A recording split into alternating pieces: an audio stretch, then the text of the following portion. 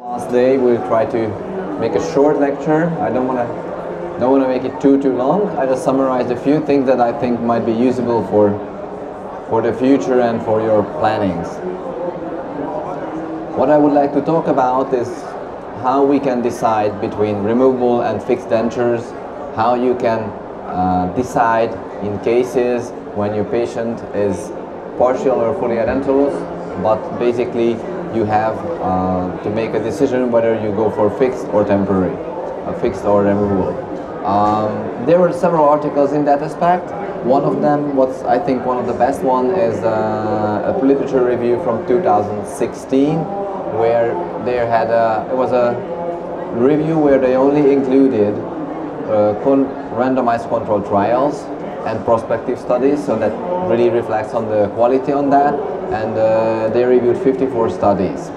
There were some, let's say, statements that we can get from this review, and I think that really helps us. One is, if we consider maxilla as our target restoration, where if you say 6 or more implants for fixed restoration in the maxilla is more than enough. That is suitable. The all-on-4 concept, having 4 implants only in the maxilla, is, let's say, not having enough literature. What we see in the literature is that we have only one study in that level that shows satisfactory outcome, but in general we are lacking of studies showing results about 4 implant restorations, fixed restorations in the maxilla. For the removals, 4 implants and overdenture in the maxilla have really good results. So all the cases where they have either 4 implants with bar or 4 implants with locators were very good and long-term stability. More minimal concepts, less than 4 implants, is not really available in the literature. I don't say you cannot do that. I don't say it would not work to have 2 implants in the maxilla, but for having scientific background, having long-term outcomes and long-term follow-up studies, we don't have enough data on that to have a judgment on that. The mandible is somewhat different. As we know, bone in the mandible is really hard and strong in most cases. So we have literature on that the 4 implants for the fixed restoration in the maxilla, that we mainly know as all-on-4 concept, but doesn't really have to reflect on this tilted implants. You can have it straight as well. So the all-on-4 concept is one option that you can have. Please come, have a seat.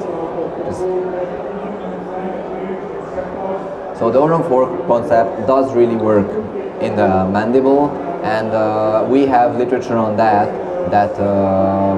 4 implants are sufficient. On the other hand, we can notice that we have more than 4 implants, 5 or 6, results were somewhat better. It's not significant, but we see still better results with more than 4 implants. For the removables, we have data on that 2 implants for removal overdenture shows good results, and still the same way you have to note it here that more than 2, basically 4 implants reveal somewhat better results on long term and less implant loss. In general, if you compare the removable and the fixed with 4 implants in the mandible, we can state that the removals on a long term had better outcome than the fixed prosthesis in the mandible. There is data on one thing that I really don't prefer, but I have to note it's in the literature, so we can talk about that. There are study groups who will suggest to put only 1 implant in the mandible and have a denture on 1 implant. I would say that's not really way what we have to do. Though there are some articles showing us it's working thing, but we have to note, and I went beyond that and watched these articles, all of these articles are from the same research group. I usually like if there are different research groups independently from each other getting to the same result. If it's only one research group, I don't say they cheat, but it can be they have a certain method, it works in the hand of one certain professional, but it's for not something that you can have for all the professionals around in the world. So we have to state that basically it can be recommended to have 2 or more implants even for a removable for a mandible. When we see the literature, there are several factors those might influence our success. It's the number of implants, it's loading protocols what we use, the prosthetics and the survival rate considering the prosthetic way restoration. I will also reflect shortly on the patient-reported outcome measures, how the patient feels the whole thing, how the patient survives the whole thing, and we have to know the financial implications. There are big financial differences between fixed and removals, and we have to know that as well. So the number of implants, this is a different review article. Some articles reveal that basically dentures in the mandible supported by 4 implants is really high with fixed solutions. So actually there is no literature telling for us why we would need more than 4 implants in a mandible for a fixed denture. Fixed 4 implants seem to be enough. Of course, the position of these implants are critical, so in order to have an ideal mandible denture, fixed denture on 4 implants, you need to have the distribution of these equally and not to have too much force anywhere. If we don't have that, we might go for 5 or 6 and having a different distribution that can help us with these ones. When we talk about removable, we can state that the 4 implants and overdenture have a better survival rate than the 2 implants and overdentures, and comparing 1 implant overdentures, the 2 implant overdentures were better, but still we had less implant loss with the 4 implants than with the 2 implants. That's why I always go for 4 implants if it's possible. We have to talk about short and narrow implants. I see, go around in the exhibit, I see people, it's more and more coming out that we have short implants, narrow implants, and different aspects. And slowly, but to be honest, really slowly, data is coming with that to see how that really works on the long term. We have data now on that fixed dentures supported exclusively by short dental implants is an option, but to be honest, we really have not that much data on that as we have from all the other implants, so we see there's a lack of data. We have some nice studies showing they work on the long term, but there's lack of data to judge really, so I can tell you, you can do short implants only in a mandible or maxilla, and that will be good for restoration. Basically, there is, on the other hand, there is no study giving us exact results on the long-term outcome of narrow implants, so implants thinner than 3.5 diameters. They exist. We know they work for, like, let's say a lower front case where you have 1 missing teeth and do a single crown. But for bigger restorations, not even considering how many implants you place, we don't have enough data to say that narrow implants could work for full arch restorations. Mini implants we call when we're between 1.8 and 2.9. Usually these are 1-piece implants. Mini implants can be an option, but what we see is that mini implants showed more bone loss and worse long-term predictability, it's a difficult word, comparing to the narrow implants 3 to 5 millimeters. So still, that's an option what we have to consider. When we go for the loading protocols, there are different aspects to understand and examine. You might know this, I reflected this on lectures before and years before as well. We have different loading protocols. We can go for the immediate loading, where we have loading within basically 2 weeks of the implant placement. We have the early loading when we have a functional loading between 2 weeks and 3 months. And then we have the non-functional restoration when we just restore the smile of the patient, but there's no loading on the implants at all. And then we can have the delayed occlusal loading when everything is after the 3 months of time. There was a systematic review which compared the loadings itself, and they compared immediate and conventional delayed loading, and there were no significant differences in implant survival or prosthesis survival in 5.5 years. This means we can see immediate loading can work on long term.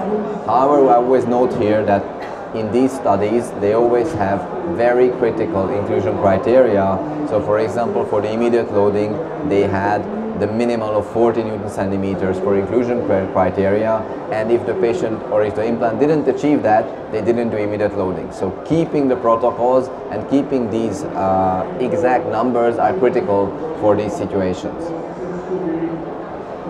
I showed you, some of you have seen that last years before, why we talk about immediate loading, and when we talk about immediate loading, it's critical that we know some data about osseointegration, that it's basically starting on the first day after implant insertion, and really it's a hectic thing that happens in the first few weeks. So therefore it's critical that if you go for immediate loading, you don't delay your immediate loading too much.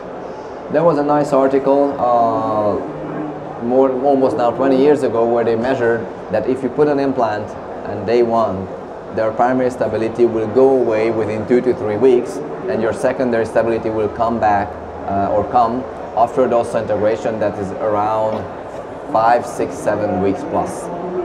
Even though with the new surface treatments we really have a better osseointegration and a quicker osseointegration, we always still have a stability gap between 2 and 3 weeks. So I would suggest anybody who wants to do immediate loading, do it in the first week. When you put the implant and you have the high primary stability, there's no problem to do modifications, do the impression and deliver the denture. But don't do that after 2 weeks. Don't wait for soft tissue healing, because then you compromise the implant and the osseointegration itself. So the decision tree is quite simple. The basic question is whether we go for high primary stability or we go for, we have high primary stability or not. If we do have high primary stability, then we have the option to go for the immediate loading protocol. If we don't have high primary stability, then we need to consider whether are we in the aesthetic region or not. If we are not in the aesthetic region, to be honest, even if we have high primary stability, in most cases I don't suggest to do immediate loading, not because of the loading will compromise the patient, but more that when we do the immediate loading, we deliver a denture on the patient. That patient might not be cleaning properly in the beginning and might have some consequences in the soft tissue healing and these details.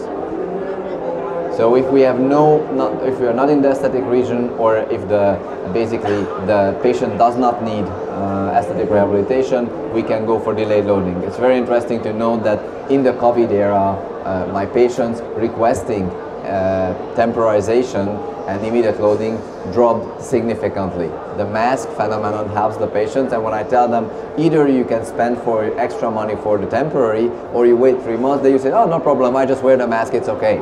So somehow this changed, and I'm doing now less immediate loading and less temporization because patients don't request it and they save money, so that's okay, but we have to know that that's something interesting happening in the world.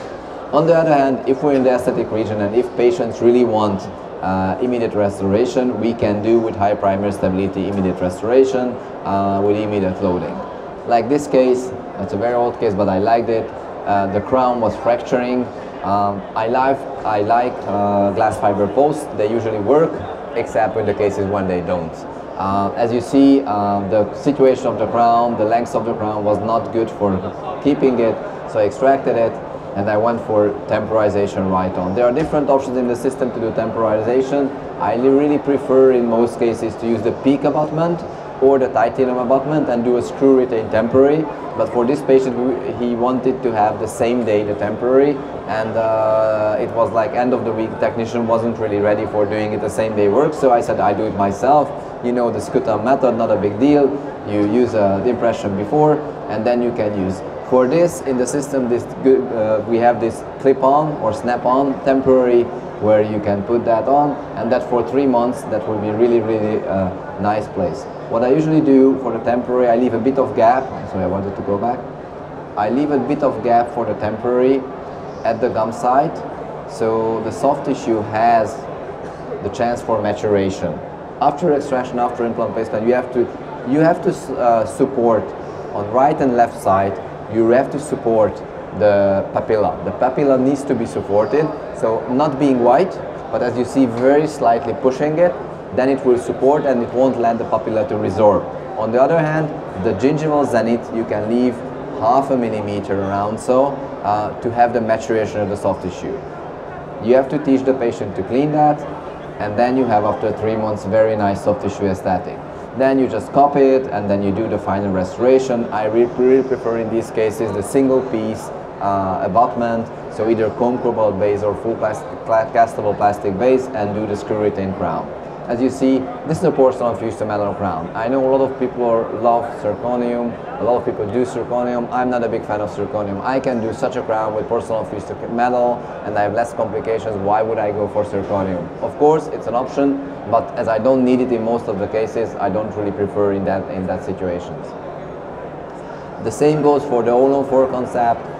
If you have the implants placed, if it's fixed, if it's working well, then you can do it. But you always have to consider, if you do a temporization on the all-on-4 concept, all 4 implants needs to be stable enough, and you have to fix, you have to see your antagonist. If the antagonist is stable enough, well, in this time it's a removable denture, but then you have to check occlusion so we don't overload the implant. So going to the question, the other part is the removable dentures. It's interesting, but still there's an option to do immediate loading protocols on removable dentures. We know loading protocols, immediate or delayed, provide both cases high survival rate, but what we know, the conventional loading protocol, the 3 months osseointegration, is much better documented in the literature. So I could show you articles where they have immediate loading right after implant placement and removable denture, but to be honest, it's much less documented in the literature. So again, what I told you before, a few research groups are working on that, but I can't say the whole literature is that much. We know that it does not increase the risk of implant loss, especially if you go, for example, a bar retainment and they hold each other. On the other hand, locators, everything, I'm not sure that the patient is able to remove the denture forth and back with a locator equally in its side, and I don't want the patient to keep on pulling my implants in the first 2-3 weeks of the implant after implant placement. When we see survival rates, we have an interesting article that compare this, and what we can find in the literature that for fixed prosthesis we can have 95 plus survival rate for the prosthesis and 100% of survival rate for the implants for 5 years. I love these studies because they're very difficult to compete with, because they really select the cases very nicely and have a nice outcome. And when I show this and everybody's sitting there and thinking like, yeah, I have that almost, like I also don't have that. What I see, you have this only if you select all your cases very critical. So if you say like, you're smoking? I'll go out from my office, I'm not doing an implant for you.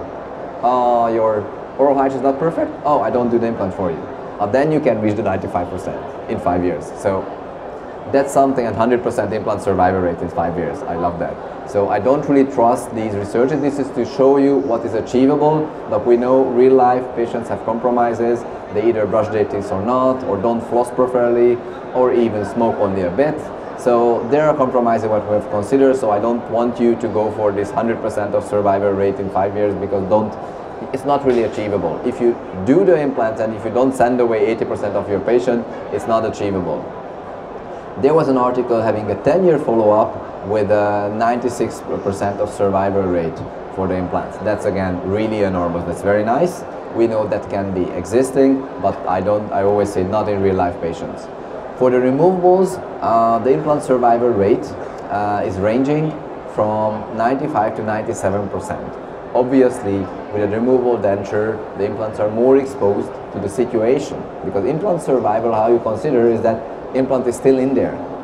Nobody said that in the 100% there are no implants with periimplantitis. So this means if you have especially separate implants with locators and one of them is having a periimplantitis and losing the osseointegration, it will come out. Not that the same situation when you have with a bridge and all the 4 other implants or 5 other implants will hold you the rest implants. So don't consider that this means the removal will have less survival rates. We just see it more frequently. From the prosthesis, the survival rate was 97% in 10 years. That was very nice for both implants and bars. The interesting question is for patient outcomes. There was a consensus report and they were trying to get decision or pros and cons between removable and fixed implant retained dentures. And the only difference was that for oral hygiene maintenance, there was a difference between removal and fix, and that was significantly easier with the removals, but all the others were exactly the same. Patients tend to be more satisfied with the fixed because of the stability, but this data is usually coming in the first 1 to 2 years. After 2 years, the long-term follow-up, it usually shows patients' happiness with the removals are the same as with the fixed ones. And removal dentures in general in an objective study showed better oral hygiene outcome than fixed dentures. That's also one factor what we have to consider. And the financial implications, interesting, that basically there was one study comparing this, and they compared fixed and removals, and what came out that basically it's a similar clinical time for both dentures being in the mouth of being in function of the patients. This means we know fixed will be much more expensive, but on the other hand, patients will wear on the same length of time. So this means removals are much more feasible for the patients. We know it's more comfortable to patients for them to have the fix, but it's more feasible for them to have the removals. And just to finish up, going for the surgical part, I showed you the last 2 days some of these, so I don't want to go into details in that. We know guidance is a good thing. I showed you about this article before that if we compare different types of guidance, the full guidance or the partial guidance is really much better than having the freehand implant placements. And we have data on that basically the apical deviation of a full guided implant is around 1–1.5 millimeter, whereas the same for a freehand implant compared to your plan is up to 3 to 4 millimeters. So if you see the data, it's almost 2.5 for the freehand and 1.5 for the full guided. You can see I think somewhere we have here the tray if you want to see. Oh, my friend is again announcing something. Please be informed that smoking is not allowed inside the exhibition halls. Thank you. Smoking is not allowed at all. Anyway, so you can see the guided tray. I think it's a very, very good tool to enhance your precision.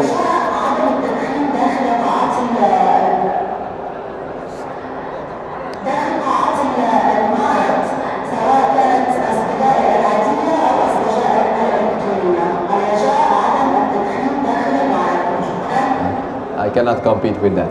Anyway, so guided implant placement is a nice situation. I'm not going to show you now cases because I did that yesterday and the day before, but it really works nicely and it can enhance your work. Together with high primary stability and immediate loading, you really have an option for the patient to do a quick restoration. We discussed yesterday about the question about screw retained or cemented restorations, also partly which components we can have for it. So I think that's a nice tool to see. What we have to consider always is individual situations. I love this patient that was revised to me and they asked me just to do a quick crown on that, but whatever you see, there is a prosthetic failure in the whole planning. So I don't even know how they placed the implant because there was no space for the crown. Anyway, we know we have certain criteria to do the fixed screwable dentures, and we have different options for the fixed and removables with the multi-unit as well. I think I will jump a bit for this part. I just wanted to show you the literature on the multi-unit because multi-unit has its literature, and we know the segmented abutment, the multi-units give us significantly less peri-implant bone loss on the long term. So I really suggest for everybody, if you do anything more complex and bigger than 2 implant bridge restoration, consider the multi-unit. I think that is an option that will help you to achieve long-term results. I would go today for the single piece or one piece multi-unit system that's with SGS S16 or S17, depending on whether you use conical or non-conical ones. The impression, as we reflected on that yesterday, it has to be an open tray impression, just a simple case, impression copings and connected in the mouth of the patient.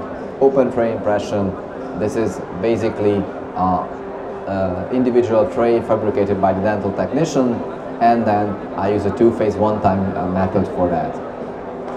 This is an impression for a removable denture, so we have all the functional margins all around, but I will reduce the palatal part later on. I usually start with the palatal part having, and then you can later on reduce that for the patient.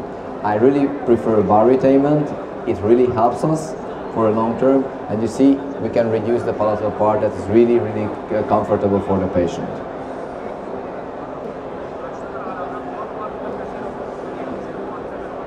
I showed you yesterday about the metal base, now showing you the background of that. Basically what we have, we do the metal castable base. Basically the cobalt chromium alloy has its literature, and we don't really have significant differences between the titanium base and the cobalt chrome base, but we have to note it really depends on the dental technician how they perform it. Different studies showed us different results on that.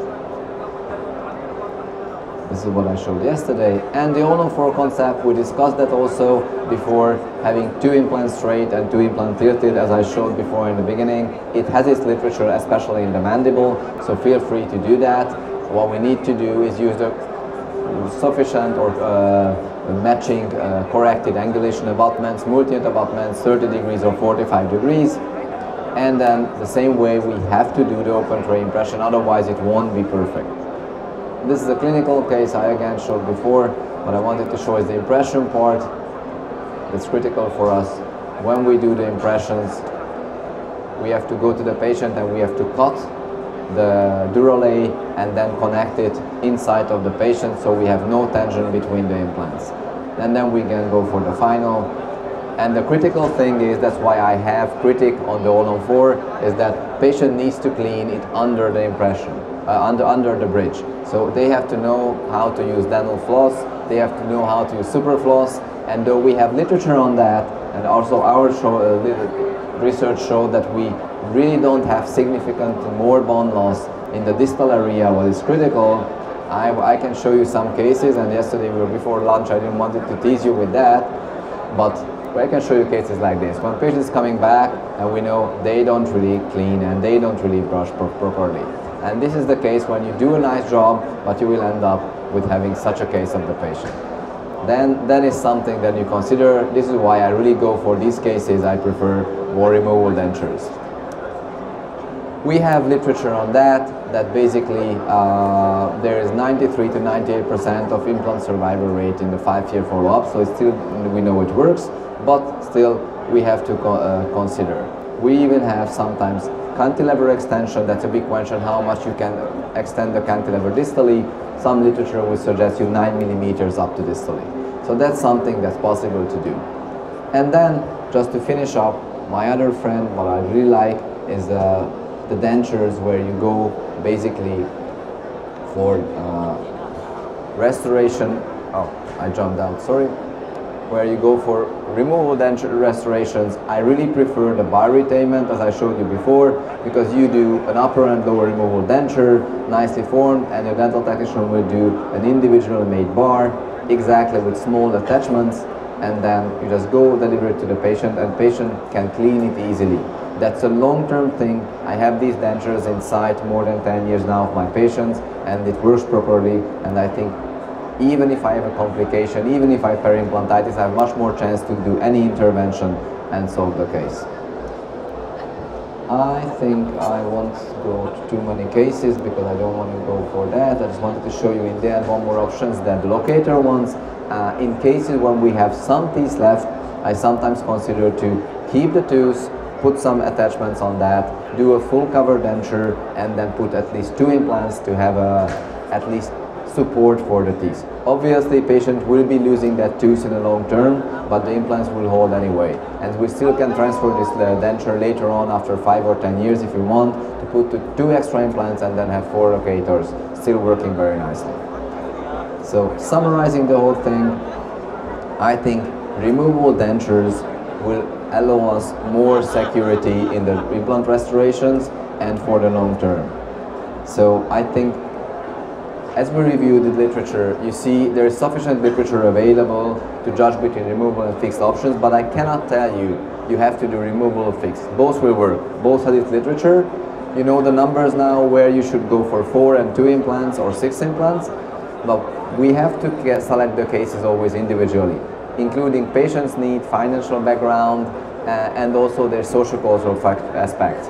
I know it's a lot of different countries. Sometimes the patient won't accept at all any type of removal dentures. Other times it's easy to discuss with them, this to them.